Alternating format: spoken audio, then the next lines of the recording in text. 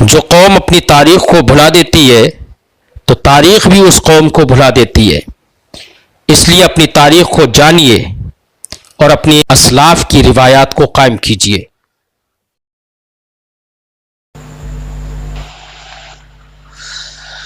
عاشقان غوث اعظم، گدایان اولیاء امت، وفاداران مسلک اعلی حضرت و جملہ سامعین عرس فاروق اعظم رضی اللہ تعالی عنہ، السلام علیکم ورحمۃ اللہ وبرکاتہ.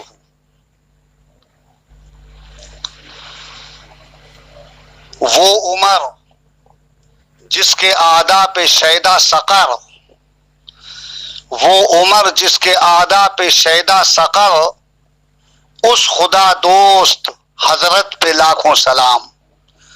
ترجمان نبی ہم زبان نبی، جانے شان عدالت پہ لاکھوں سلام. محترم حضرات، اسلامی سال کا آخری مہینہ ذی الحج ہمارے اور آپ کے سروں سے گزر رہا ہے. اسی مہینے کی 26 تاریخ کو سن 23 ہجری میں حضرت عمر فاروق اعظم رضی اللہ تعالی عنہ پر ابو لؤلؤ مجوسی نے جان لیوا حملہ کیا. آپ شدید طور پر زخمی ہو گئے اور 3 دن کے بعد 28 یا 29 ذی الحج کو اس دار ناپائیدار سے دار سکون و قرار کی طرف آپ نے رحلت فرمائی. اس مناسبت سے آج 26 تاریخ کو میں بارگاہ فاروق اعظم میں چند الفاظ عقیدت کے ساتھ حاضر ہوں. خدائے پاک اپنے محبوب صلی اللہ تعالی علیہ وسلم کے طفیل میری اس سعی، اس محبت، اس خلوص اور اس کاوش کو اپنے جناب میں قبول فرمائے اور میری اور تمام سامعین و سامعات کی نجات و فلاح کا ذریعہ بنائے. عمر فاروق اعظم رضی اللہ تعالی عنہ کا مقام نہایت بلند و بالا ہے. ان کے ذریعے اسلام کو زبردست استحکام اور غلبہ حاصل ہوا. 40ویں وہ شخص ہیں فاروق اعظم جو مشرف با اسلام ہوئے اور 40 کی گنتی آپ کے مسلمان ہونے کے بعد مکمل ہو گئی. آپ نے جب کلمہ پڑھا، دامن رسول کونین صلی اللہ علیہ وسلم میں پناہ گزین ہوئے، مشرف با اسلام ہوئے، اس کے بعد اسلام کو جو شوکت، جو سطوت، جو عروج، جو ارتقاء اور جو غلبہ حاصل ہوا ہے اس کا کوئی جواب نہیں. کھلے عام آپ نے اسلام کی تبلیغ کرنا اور اسلام کے احکام اور اسلام کا کلمہ عام کرنا شروع کیا. فاروق اعظم نے اسلام قبول کیا اور اس کے بعد کھلے عام بے خوف و خطر کعبہ معظمہ میں حاضر ہوئے اور آپ نے کفار و مشرکین کی پرواہ کیے بغیر اللہ کی رضا و خوشنودی کے حصول کے لیے کعبہ معظمہ کا طواف کیا. آپ کا لقب فاروق ہے اور یہ لقب کسی دنیا دار نے نہیں بلکہ احمد مختار نے عطا فرمایا. رسول ہاشمی وقار، محبوب خدا نبی کریم صلی اللہ علیہ وسلم نے آپ کو فاروق کا لقب عطا فرمایا. فاروق کا معنی ہے حق و باطل میں فرق کرنے والا. عمر فاروق حق و باطل میں فرق کرنے والے ہیں. ان کے مقام کی عظمت و شوکت و رفعت و عروج کو اگر سمجھنا ہے تو یوں تو بہت سی احادیث ہیں ان کی فضیلت میں اور بہت سے اقوال ہیں، لیکن صرف ایک ارشاد رسول سنیے اور اندازہ لگائیے کہ فاروق اعظم کا مقام کتنا بلند ہے۔ اللہ کے نبی ارشاد فرماتے ہیں کہ میرے بعد اگر کوئی نبی ہوتا تو عمر فاروق ہوتے۔ اس سے آپ سمجھیے کہ عمر فاروق کا مقام کتنا بلند ہے کہ رسول کونین کی وہ زبان اقدس جس کے بارے میں اعلیٰ حضرت نے کہا کہ وہ زبان جس کو سب کن کی کنجی کہیں اس کی نافذ حکومت پہ لاکھوں سلام، اس رسول کی مقدس اور حق بیان زبان نے فرما دیا کہ میرے بعد اگر کوئی نبی ہوتا تو عمر فاروق ہوتے۔ اس سے آپ ان کی عظمت و جلالت و رفعت و سطوت و شوکت و عروج و ارتقاء کا اندازہ لگا سکتے ہیں۔ یہ فاروق اعظم خلیفہ ثانی ہیں، رسول کونین کے جانی ہیں، حق و صداقت کی نشانی ہیں، اسلام کی حفاظت و نگہبانی ہیں۔ اسلام قبول کیا انہوں نے اور اسلام کو زبردست غلبہ حاصل ہوا۔ ان کی کرامتیں بھی بہت مشہور ہیں۔ ان کا دور خلافت جو 10 سال اور 6 ماہ پر محیط ہے، اس دور خلافت میں فتوحات بھی بہت ہوئی اور اسلام کو ترقی بھی بہت نصیب ہوئی۔ کرامتیں ان کی بہت، قدم قدم پر یہ کرامتوں کے گل کھلا دیتے تھے، بات بات پر کرامتوں کا سورج اگا دیتے تھے۔ ہر صبح، ہر شام، ہر دن اور ہر رات ان سے کرامتوں کا ظہور و صدور ہوتا تھا۔ ان کی سیرت اور سوانح کی کتابوں میں درجنوں نہیں سینکڑوں کرامات درج ہیں اور ہزاروں وہ کرامتیں بھی ہیں کہ جو منزل قرطاس تک نہ آ سکی۔ دریائے نیل کی روانی ایک زبردست کرامت۔ یہ مصر میں دریائے نیل جو ہر سال ایک دوشیزہ کی بھیٹ چاہتا تھا، ایک دوشیزہ کنواری لڑکی کو قیمتی اور ریشمی لباس میں ملبوس کر کے اور عمدہ اور قیمتی زیورات پہنا کر دریائے نیل میں ڈالا جاتا تھا۔ پانی اس کا جب گھٹنے لگتا تو دریائے نیل میں ایک مخصوص مہینے کی 11 تاریخ کو وہ دوشیزہ بھیٹ چڑھائی جاتی تھی۔ نہ جانے جنات کا معاملہ تھا یا کیا، اور جب وہ دوشیزہ بھیٹ چڑھا دی جاتی تو دریائے نیل نہایت سرعت اور تیزی کے ساتھ، پہلے سے زیادہ روانی کے ساتھ بہنے لگتا تھا۔ فاروق اعظم کا دور خلافت ہے۔ دریائے نیل خشک ہونے لگا۔ آپ تک اطلاع پہنچائی گئی، واقعہ بہت طویل ہے، میں بڑے اختصار کے ساتھ عرض کر رہا ہوں۔ فاروق اعظم دریائے نیل کے نام ایک خط لکھتے ہیں۔ اس خط کا مضمون یہ تھا کہ اے دریائے نیل، اگر تو اپنی مرضی سے بہتا ہے تو تیری مرضی بہے یا نہ بہے، اور اگر تو میرے رب کے حکم سے بہتا ہے تو میں اپنے رب سے عرض کرتا ہوں کہ وہ تجھے جاری و ساری کر دے۔ یہ خط فاروق اعظم کا رات کو دریائے نیل جس میں پانی کا نام و نشان نہ تھا، بالکل خشک ہو چکا تھا دریائے نیل، اس دریائے نیل میں رات کو ڈالا گیا، اور صبح ہوتے ہوتے یہ عالم کہ دریائے نیل پہلے سے کہیں زیادہ طغیانی اور روانی کے ساتھ بہنے لگا۔ یہ کتنی زبردست کرامت ہے فاروق اعظم کی۔ دنیا کے حکام کا عالم یہ ہے کہ ان کی حکومت انسانوں پر چلتی ہے، انسانوں کے دلوں پر، انسانوں کے خیالات اور افکار و نظریات پر۔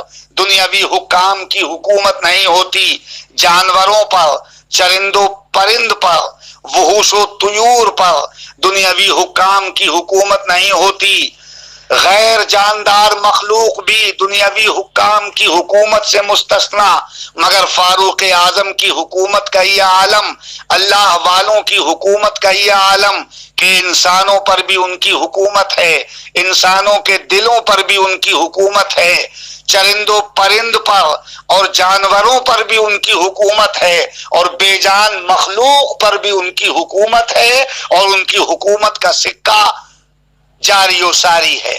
یہ دریائے نیل اللہ کی بے جان مخلوق، اور اس بے جان مخلوق کو فاروق اعظم نے حکم کر دیا تو دریائے نیل کی مجال کہاں کہ وہ آپ کے حکم سے سرتابی کرے، بہنے لگا۔ تو یہیں پر عبد الرحمن خان قادری کو کہنے دیا جائے کہ جب فاروق اعظم کی حکومت کا یہ عالم ہے تو جس رسول کے صدقے میں انہیں یہ اعزاز اور یہ شرف حاصل ہوا ہے، اس رسول معظم کی حکومت کا عالم کیا ہوگا؟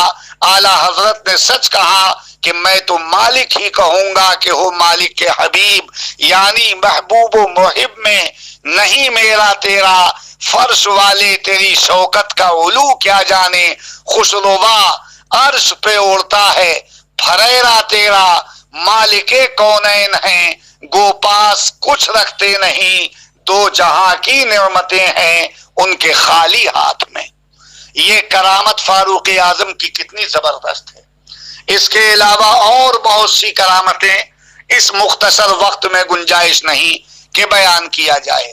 مدینہ منورہ میں مسجد نبوی کے منبر پر آپ جمعے کا خطبہ دے رہے، اور ادھر ایران جو ہزاروں کلومیٹر کی مسافت پر ہے مدینہ منورہ سے، اسلامی لشکر کفار و مشرکین سے برسر پیکار ہے۔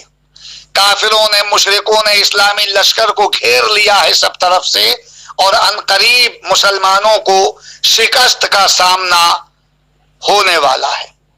فاروق اعظم نے مدینہ منورہ مسجد نبوی میں دوران خطبہ جنگ کا نقشہ ملاحظہ کر لیا، اور وہیں سے آپ نے آواز دی، یا ساریۃ الجبل، یا ساریہ الجبل۔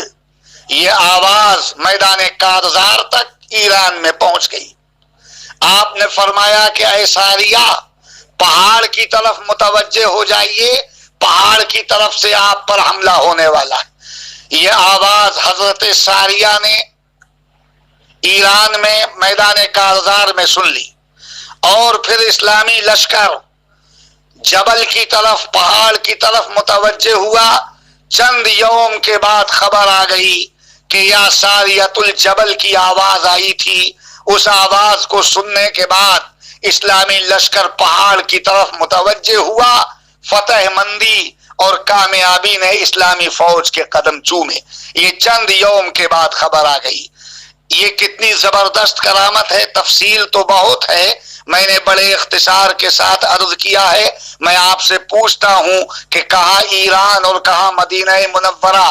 یہ مدینہ منورہ میں بیٹھ کر ایران کے میدان کارزار کا نقشہ ان کی نگاہوں کے سامنے ہے، تو جب ان کی آنکھوں کی بصارت کا یہ عالم ہے تو اللہ کے رسول کی بصارت کا عالم کیا ہوگا؟ اور ادھر انہوں نے یا ساریہ الجبل فرمایا، اور ادھر حضرت ساریہ نے اور اسلامی لشکر نے اس آواز کو ہزاروں کلومیٹر کی مسافت کے باوجود، ایک ماہ کی مسافت اس دور میں بتائی جاتی ہے مدینہ شریف سے ایران کی، اتنی لمبی مسافت ہونے کے باوجود حضرت ساریہ نے سن لیا۔ تو جب ان کی سماعت کا یہ عالم ہے تو ہم اگر یہاں بیٹھ کر اپنے نبی پر سلام پڑھیں تو وہ سلام ہمارے نبی کیوں نہیں سن سکتے؟ اعلیٰ حضرت نے سچ فرمایا، دور و نزدیک کے سننے والے وہ کان، کان لالے کرامت پہ لاکھوں سلام۔ حضرات، آپ کی کرامات کے ذریعے، آپ کی خلافت کے ذریعے، آپ کی مساعی جمیلہ کے ذریعے، آپ کی قربانی و ایثار کے ذریعے اسلام کو زبردست غلبہ اور استحکام نصیب ہوا۔ یہ عبد الرحمن خان قادری مدرس دارالعلوم منظر اسلام آپ سے مخاطب ہے، اور فاروق اعظم کے ذریعے اسلام کو جو غلبہ حاصل ہوا ہے، اس غلبے کے تعلق سے کچھ باتیں عرض کر رہا ہے، اور میری اس گفتگو کا عنوان فاروق اعظم اور غلبہ اسلام، یہ عنوان ہے۔ آپ پوری تاریخ پڑھیے فاروق اعظم کی، 63 سال کی عمر میں اس دنیا سے وہ رخصت ہو گئے تھے۔ 10 سال 6 ماہ 4 دنوں تک آپ نے امور خلافت انجام دیے۔ آپ کی خلافت کے دوران کس قدر فتوحات ہوئی اور اسلام کو کتنی ترقی اور کتنا عروج و کمال نصیب ہوا ہے، تاریخ کے صفحات اس کے گواہ ہیں۔ کتابیں پڑھیے، اس مختصر وقت میں اتنی گنجائش نہیں کہ میں تفصیل سے ان تمام باتوں کو آپ سے عرض کر سکوں۔ فاروق اعظم کی جناب میں خراج عقیدت کے یہ چند الفاظ میں پیش کر رہا ہوں۔ وہ نہایت عظمتوں کے مالک ہیں، اور ان کا مقام کتنا بلند و بالا ہے، ہمارے فہم و ادراک سے، ہمارے شعور سے، آگہی سے کہیں بلند و بالا ان کا مقام ہے۔ صرف ایک صدیق اکبر ہیں کہ ان کا استثناء کر دیا جائے تو صحابہ میں کوئی بھی فاروق اعظم کا ہم رتبہ اور ہم مقام نہیں۔ سب سے زیادہ بلند مرتبہ اور سب سے باعظمت صدیق اکبر کے بعد اگر کوئی شخصیت ہے تو وہ یہی فاروق اعظم کی شخصیت ہے۔ میں ان کی جناب میں عقیدت و محبت و خلوص کے چند الفاظ پیش کر رہا ہوں، اس امید پر کہ فاروق اعظم کی بارگاہ میں اگر یہ الفاظ قبول ہو گئے تو رسول کونین صلی اللہ علیہ وسلم بھی راضی ہو جائیں گے، اور جب رسول کونین راضی ہو جائیں گے تو دنیا کا قرار بھی نصیب ہو جائے گا اور جنت کی بہار بھی نصیب ہو جائے گی۔ فاروق اعظم کی جناب میں عقیدتوں کا خراج پیش کیجئے۔ تمام سامعین سے بھی گزارش ہے کہ ان کے ایصال ثواب کے لیے قرآن عظیم کی تلاوت، کلمہ طیبہ اور دیگر اعمال و اذکار و اشغال ہونا چاہیے، فاتحہ کا اہتمام ہونا چاہیے، ان کے عرس اور ان کی نیاز کا، اس لیے کہ وہ بہت باعظمت ہیں اور بہت بلند مرتبہ ہیں۔ ہم اپنے بزرگوں، مشائخ کرام اور اپنے اسلاف کی محفلیں سجاتے ہیں، لیکن یہ تو ہمارے اسلاف میں بہت عظیم مرتبہ ہیں، ان کی محفل ضرور ہم کو سجانا چاہیے۔ جن حضرات نے ان کے لیے آن لائن پروگرام کا یا آف لائن پروگرام کا انعقاد کیا ہے، میں ان کو دل کی گہرائیوں سے مبارکبادی پیش کرتا ہوں اور دعا کرتا ہوں کہ ان کی کاوش قبول ہو اور ان کی نجات کا ذریعہ بنے، اور مجھ گناہگار کی فلاح کا بھی یہ الفاظ ذریعہ بن جائیں۔ یاد رہے کہ سن 23 ہجری میں 10 سال 6 ماہ اور 4 دن امور خلافت انجام دینے کے بعد 63 سال کی عمر میں فاروق اعظم اس دنیا سے رخصت ہو گئے۔ خدا پاک ان کے فیضان کو عام سے عام تر فرمائے اور ہمیں ان کی تعلیمات پر عمل کرنے کی توفیق عطا فرمائے۔ وہ عمر جس کے اعداء پہ شیدا سقر، اس خدا دوست حضرت پہ لاکھوں سلام، ترجمان نبی، ہم زبان نبی، جانے شان عدالت پہ لاکھوں سلام۔ السلام علیکم ورحمۃ اللہ وبرکاتہ۔